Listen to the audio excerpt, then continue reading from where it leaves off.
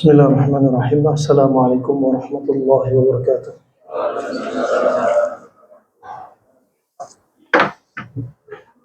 Allahu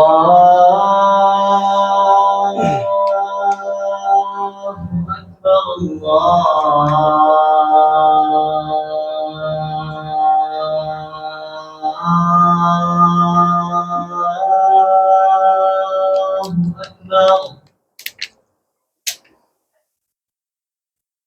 Allahu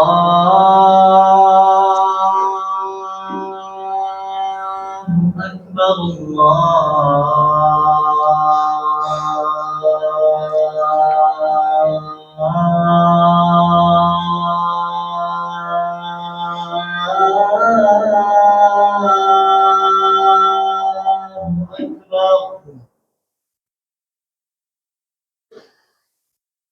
أشهد أن لا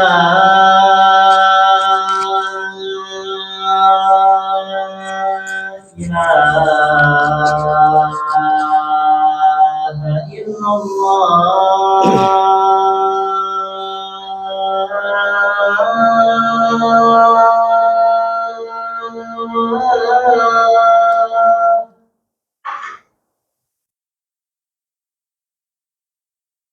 أشهد أن لا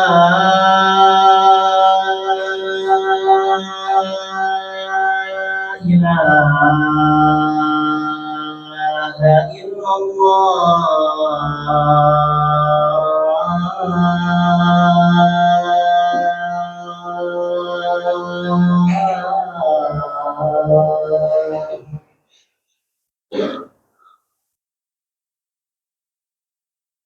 أشهد أن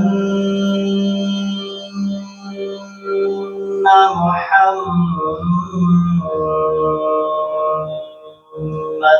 رسول الله.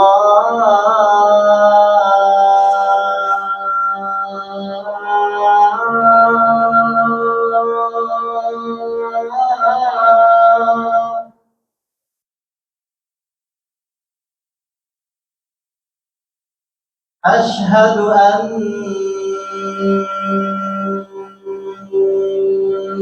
محمدًا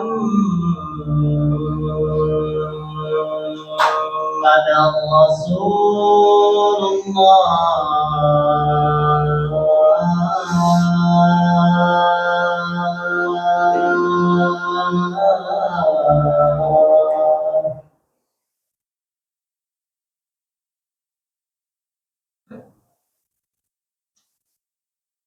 حي على الصلاة.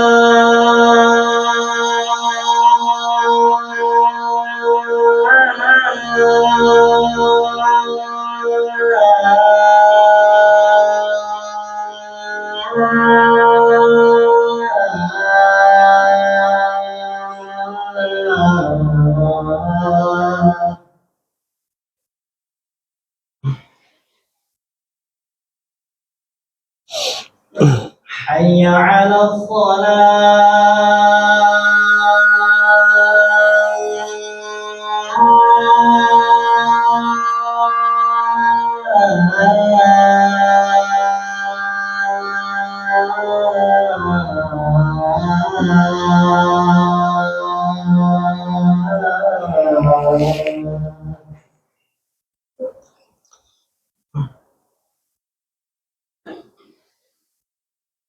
حي على الفلاح.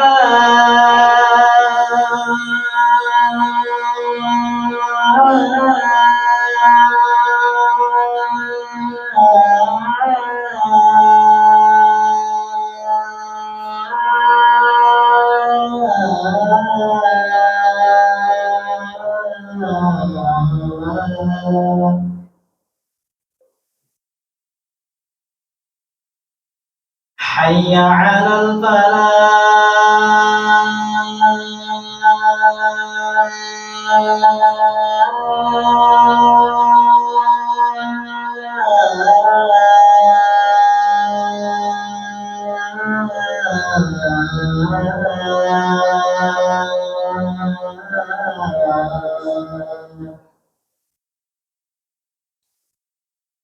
الله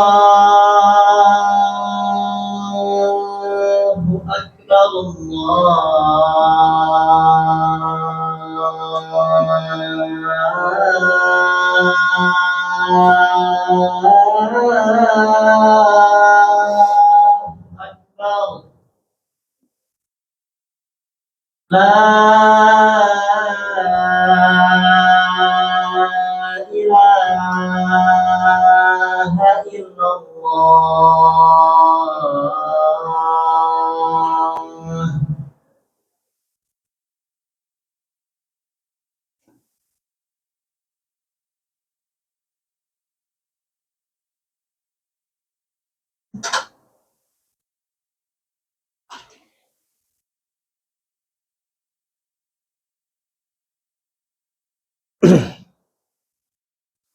إن الحمد لله نحمده ونستعينه ونستغفره ونعوذ بالله من شرور أنفسنا ومن سيئات أعمالنا. من يهده الله فلا مضل له ومن يضلل فلا هادي له. أشهد أن لا إله إلا الله وحده لا شريك له وأشهد أن محمدا عبده ورسوله. قال تعالى: يا أيها الذين آمنوا اتقوا الله حق تقاته ولا تموتن إلا وأنتم مسلمون.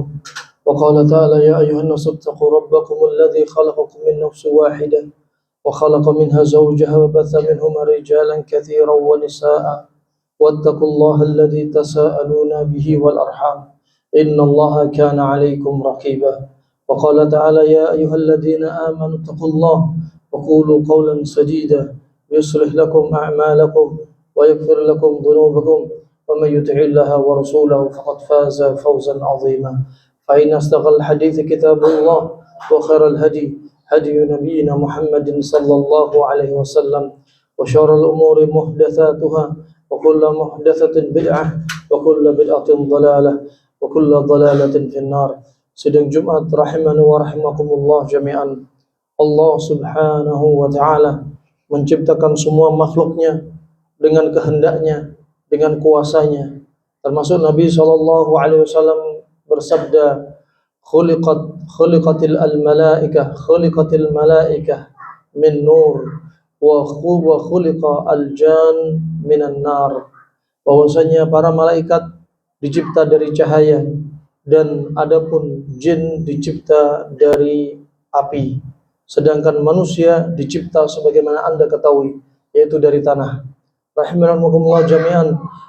Allah yakhluqu ma yasha wa yakhtar. Allah mencipta dengan apa yang Dia kehendaki dan Allah memilihnya. Termasuk Allah pilihkan untuk Anda musuh-musuh bagi Anda. Salah satu dari musuh Anda adalah setan. Setan dari kalangan makhluk Allah berupa jin, mereka jadi musuh Anda. Ada musuh Anda dari kalangan hewan, ada musuh Anda dari kalangan setan. Fa Allah telah berfirman, inna kaida syaitani kana dha'ifa. Sesungguhnya makarnya setan adalah sangat lemah. Makarnya setan sangatlah lemah.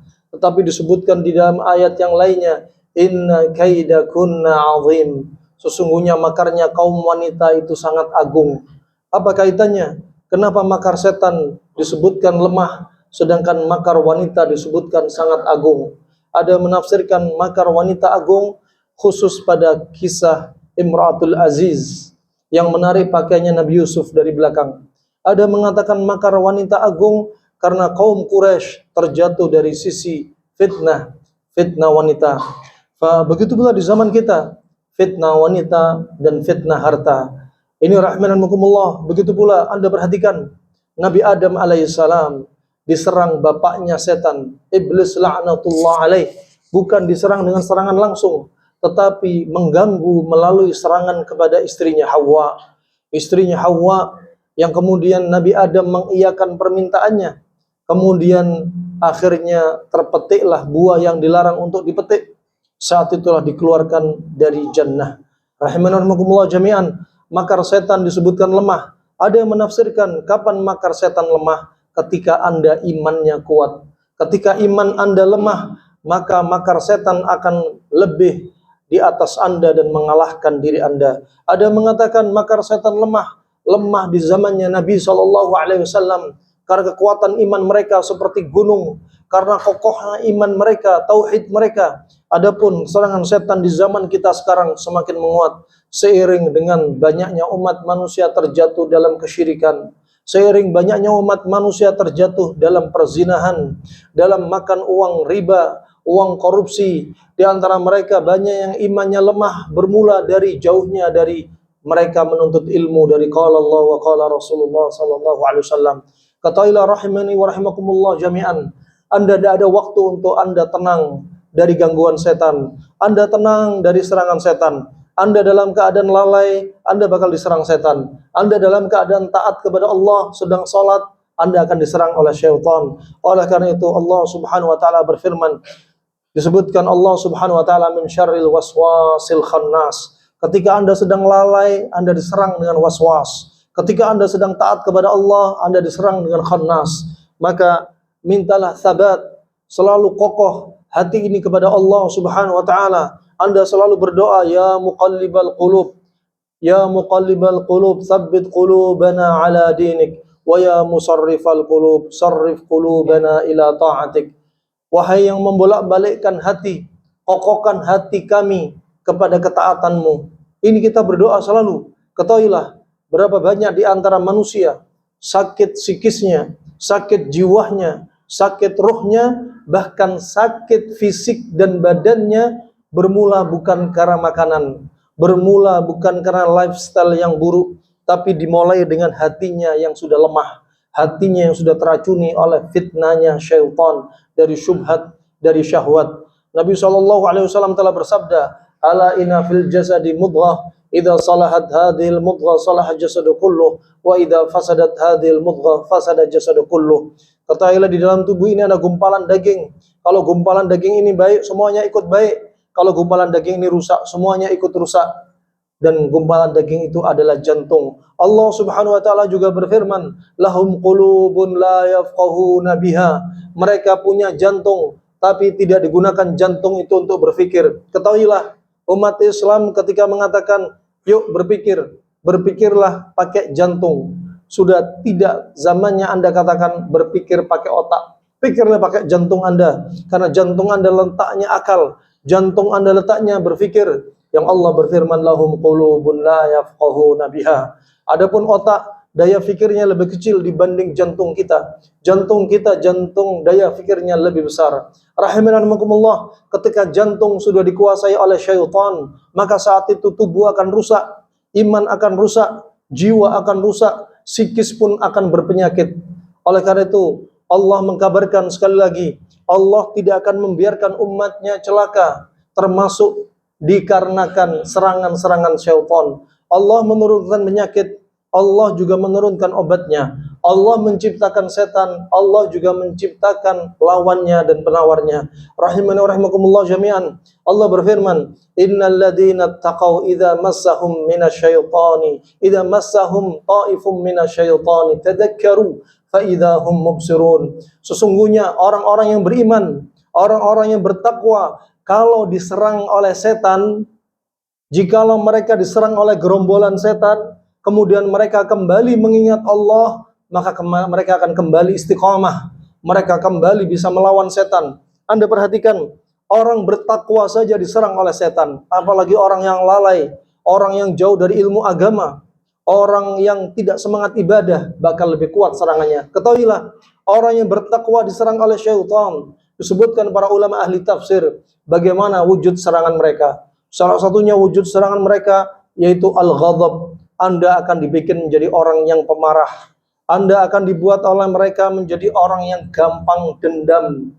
Ketika ada orang menyakiti diri Anda, langsung tersulut api marah. Ketika istri Anda mengkritik Anda langsung marah. Ketika orang tua menasihati Anda langsung marah. Ketika ada orang yang hanya menyenggol Anda langsung marah. Ketika Anda ditimpa takdir buruk dari Allah, Anda suudzon kepada Allah. Ketahuilah, itulah serangan-serangan syaitan. Bahkan Allah Subhanahu wa taala berfirman, qul mutu bi ghaidikum. Katakan wahai Muhammad, doalah wahai Muhammad, perintah Allah kepada Nabi Muhammad untuk berdoa agar orang-orang munafik, orang-orang ahlul kitab mati gara-gara dendam, mati gara-gara hasad, iri, dengki, mati gara-gara amarah. Syahidnya di sini juga demikian, bukan hanya ahlul kitab, bukan hanya orang munafik, di antara Anda, di antara kita, ketika Anda dikuasai oleh amarah, Anda dikuasai oleh dendam, maka Anda akan meninggal dalam waktu singkat gara-gara marah Anda. Sebelum meninggal, Allah akan berikan kepada Anda penyakit-penyakit dari hipertiroid, dari gangguan gastritis, sakit melambung, dari kemudian hipertensi, dari Anda susah tidur, dari ada yang sampai berdampak stroke, dari ada yang kena gagal jantung, gagal ginjal, dari yang dimulai mereka mengalami pengentalan darah, dari mereka kena kanker dan tumor gara-gara amarah dan dendam mereka. Demikian rahmanahumullah jami'an. Ini serangan setan kepada Anda. Termasuk ketika Anda gampang marah kepada pasangan hidup Anda gampang memukul anak Anda, teriak kepada orang di dekat Anda, ketahuilah, sebenarnya Anda jangan salahkan orang di sekitar Anda. Andalah yang sedang diserang oleh syaitan. Rahimahumullah jami'an. Serangan syaitan berikutnya, yaitu idza massahum ta'ifum minasyaitan. Cara setan menyerang adalah dengan cara memberikan kesedihan kepada diri Anda. Allah Subhanahu wa taala berfirman, "Innaman najwa minasyaitani liyahzuna alladziina aamanu wa laysa bidharihim syai'an illa biidznillah." Setanlah yang akan membuat Anda sedih. Anda dibikin sedih, sedih enggak jelas. Dibikin sedih, dipikir Anda mungkin mendapat takdir yang paling buruk dibanding makhluk yang lainnya. Demikianlah bisikan-bisikan syaitan. Begitu pula terutama kaum wanita akan dibikin sedih oleh syaitan dengan kemiskinan, dengan pendapatan suami yang dianggap istri ala kadarnya, akan ditampakkan kemiskinan di depan pelupuk mata dia, sambil disebutkan Allah Subhanahu wa taala bahwasanya asyaitan ya'idukumul faqr. Setan akan menampakkan di depan mata Anda dengan kemiskinan. Ketika suaminya hendak berinfak sedekah, istri Anda melarang, seolah-olah ketika Anda memberikan infak sedekah kepada orang tua sendiri, kepada tetangga, kepada orang lain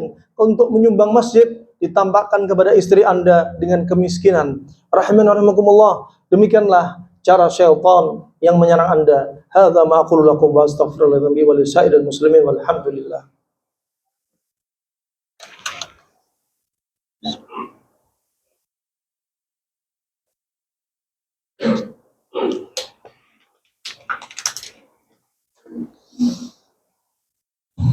Alhamdulillahi ala ihsanih wa syukru lahu ala taufiqihi wa imtinanihi wa asyhadu an la ilaha illallah wahdahu la syarika la ta'ziman li sya'nih wa asyhadu anna Muhammadan abduhu wa rasuluhu ad-da'i ila ridwani. Rahimanallah. Demikian setan menyerang Anda dari sisi psikis.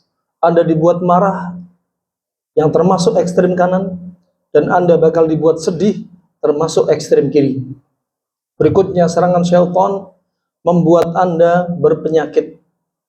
Di antara serangan syaitan ada di antara kaum wanita mengalami kanker payudara, kanker rahim, kanker serviks, bahkan varises di rahim, bahkan kanker darah, kanker tulang, kanker otak. Ternyata usut punya usut, dendamnya mereka kepada suami mereka, dendamnya mereka kepada orang tua sendiri. Maka sampaikan kepada istri Anda sakitnya diri mereka karena merekalah yang menjerumuskan diri pada penyakit.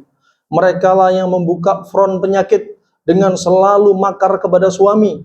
Merekalah yang membuka front penyakit dengan dendam kepada orang tua dan dendam kepada suaminya sendiri. Rahimani wa rahimakumullah jami'an. Begitu pula sebaliknya. Mereka juga dibikin sedih. Ketika ada kesalahan suami, dia sedih berkepanjangan. Ketika dia ingat ibu bapaknya pilih kasih, dipikir pilih kasih, maka saat itu setan membisikkan kepada diri dia dengan kesedihan. Muncullah penyakit-penyakit pada suami, pada istri yang disebabkan oleh diri mereka sendiri. Rahimahumullah. Termasuk serangan syaitan. Serangan syaitan yang dikenal dengan istilah jin nasab. Mereka seolah-olah akan membuat penyakit pada orang tersebut, kepada bapak ibunya dan kakeknya dan keturunannya, bahkan paman-pamannya atau bibinya, dengan penyakit yang seirama. Satu keluarga kena penyakit kencing manis, ternyata kencing manisnya bukan kencing manis medis, kencing manis non medis. Di antaranya ada yang kena stroke, semuanya kena stroke. Pernah kami dapati seorang ustadz datang dari Indonesia bagian timur dan mengeluhkan ibunya mengalami penyakit permisi gila. Ternyata orang tuanya gila, pamannya gila, anak pamannya gila. Ujung-ujungnya kakeknya dulu adalah seorang pendekar yang punya ilmu kebal. Ketahuilah, negeri kita negeri yang kaya akan ritual. Ritual-ritual ini akan menyebabkan penyakit-penyakit. Kesyirikan juga akan menyebabkan penyakit. Berapa banyak di antaranya suami istri nggak punya anak, dimulai dengan menggunakan cincin kemesraan yang dikenal dengan cincin dublah. cincinnya si istri ada nama suami, sudah dirajah oleh dukun, orang pintar, dan cincinnya istri ada nama suami dan sebaliknya suami ada nama istri, sudah dirajah oleh dukun. Saat itulah bukan kemesraan yang mereka dapat. Saat itulah mereka sering bertengkar, mereka susah dapat anak, ketika punya anak pun sering keguguran. Manusia jarang menerka, ternyata ini serangan syaitan. Maka mereka mengira ini faktor hanya murni medis. Ketahuilah ternyata itu serangan syaitan. Tadabburi firman Allah Subhanahu wa taala dari surat Al-Ankabut ayat 41. Matsalul ladzina ittakhadhu min dunillahi awliya kamatsalil ankabuti ittakhadhat baita wa inna awhanal buyuti labaitul ankabuti law kanu ya'lamun. Allah berfirman, sesungguhnya orang-orang yang menjadikan selain Allah sebagai pelindung, maka mereka sebenarnya sedang menjadikan tempat perlindungan mereka seperti rumah laba-laba, yang hakikatnya rumah laba-laba tidak bisa melindungi mereka. Bahkan Allah berfirman, Allah menciptakan semua makhluknya. Allah mengkabarkan rumah yang paling lemah dari semua makhluknya adalah rumahnya laba-laba. Dia paling lemah. Ketahuilah, ketika kita bertawakal kepada selain Allah, buat rumah, dipasang rumah dengan sesajen-sesajen, pintu rumah dipasang paku emas. Kemudian si anak yang anak perempuan hendak kuliah, biar enggak diganggu laki-laki, permisi, biar enggak diperkosa, diberikan bapak ibunya jimat di dompetnya untuk melindungi diri dia. Begitu pula suami istri menikah pakai cincin kemesraan, dan seterusnya dari jimat-jimat. Di mobil pun dipasang boneka-boneka untuk menolak bala, dipasang tali-tali rafia, serabut-serabut untuk tolak bala. Ketahuilah, ingat ayat ini, Allah Subhanahu wa taala berfirman, orang yang menjadikan selain Allah sebagai pelindung, hakikatnya itu pelindung yang paling lemah. Anda jadikan, lihat jin sebagai pelindung, hakikatnya jin tidak akan bisa melindungi Anda. Sebaliknya, jin akan menyerang Anda dan keluarga Anda. Dalam ayat ini disebutkan rumah paling lemah rumah laba-laba. Disebutkan oleh ahli hewan tentang peneliti laba-laba. Dikatakan bahwa laba-laba sebelum kawin dengan betinanya, dia harus membuat rumah laba-laba. Setelah dia kawin dengan betina, si betinanya pun bunting, kemudian si betina alias istrinya akan membunuh suaminya sendiri. Begitu pula ketika si betina sudah lahir, anak-anaknya sudah beranak, si anak-anak sudah besar, mereka rame-rame membunuh ibunya sendiri. Anda perhatikan, rumah yang paling lemah, kekerabatannya pun lemah. Ketika Anda bertawakal kepada makhluk berupa jin ini, Anda sudah berbuat syirik. Maka pada saat itu tawakal Anda lemah, dan naasnya mereka akan mengincar diri Anda, keluarga Anda, anak Anda, dan cucu Anda. Jadi dijadikan tumbal oleh kaum jin. Akhirnya mereka yang membunuh, dari dalam membunuh umat manusia yang tadi bertawakal kepada jin. Ini rahimani wa rahimakumullah jami'an. Sekali lagi perlu kita sadari, serangan setan dari mana saja. Mereka menyebabkan asyabak, seperti jaringan-jaringan kesyirikan. Begitu pula di antaranya ada yang menyebabkan hati kita, psikis kita sakit.